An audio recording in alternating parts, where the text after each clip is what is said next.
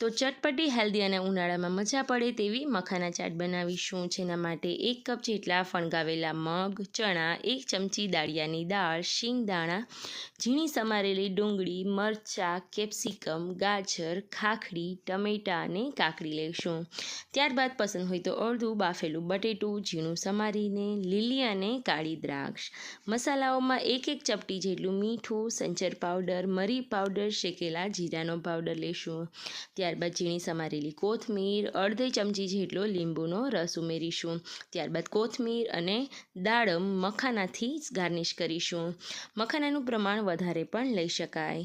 ત્યારબાદ જો આ ચાટને તમારે સેવ સ્પ્રિંકલ કરીને ખાવી હોય તો એમ લઈ શકાય. ત્યારબાદ અહીંયા દહીંવાળી ચાટ બનાવવા માટે આગળ મિક્સ કરેલું બધું કઠોળ અને વેજીટેબલ્સ લઈશું.